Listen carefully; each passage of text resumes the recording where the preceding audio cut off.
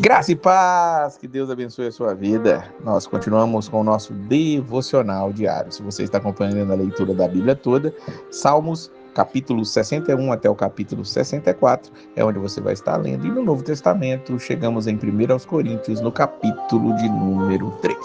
Paulo está tratando daquela igreja e ele tem que tratar deles de uma maneira diferente, porque aqueles irmãos, apesar de terem conhecimento, terem todos os dons, ter uma igreja salva em Cristo Jesus, como ele já atestou, eram irmãos que não eram espirituais. Eu, porém, irmãos, vos não pude falar como a espirituais, e sim como a carnais, como a crianças em Cristo. Leite vos dei a beber, não vos dei alimento sólido, porque ainda não podia suportá-lo, nem ainda agora podeis suportar, porque ainda sois carnais. Paulo faz uma denúncia àqueles irmãos, os chama de carnais. Eles não podia falar com ele como espirituais. No capítulo anterior ele já deixou muito claro que o homem natural não consegue entender as coisas de Deus, as coisas do Espírito. E Paulo agora vai chamá-los de carnais, ou seja, as coisas espirituais vão ser difíceis de ser ditas a eles, porque eles não entendem. E por que Paulo está dizendo isso? Por causa dos ciúmes que havia entre eles. Versículo 3, porquanto havendo entre vós ciúmes e contendas, não é assim que sois carnais e andais segundo o homem? Mas abaixo ele vai dizer, eu plantei, Apolo regou, mas o crescimento veio de Deus. Então é Deus quem faz todas as coisas. E aqueles irmãos, um dizendo que era de Paulo, outro de Apolo, outro de outros, eles estavam demonstrando ali a sua carnalidade. Será que nós podemos olhar para nós e dizer que nós somos espirituais, se ainda há inveja, ciúmes, contendas em nosso meio?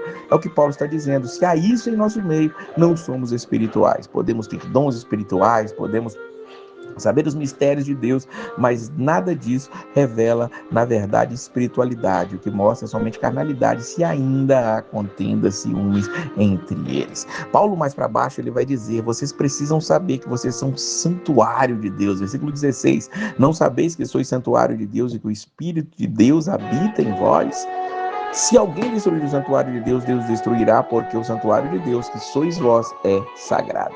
Veja que Paulo está argumentando com aqueles irmãos para que eles entendam que precisam ser espirituais, precisam deixar as contendas, ciúmes, precisam deixar os erros de lado, precisam deixar ali as facções que existiam no meio deles de lado. Por quê? Porque o Espírito Santo de Deus habitava neles. E se o Espírito Santo habita neles, e eles são santuários do Espírito Santo, se alguém o destruir com pecado, com os erros, com os enganos, com as contendas, ciúmes, Deus os destruirá, porque o santuário de Deus é sagrado e precisa ser tratado como tal.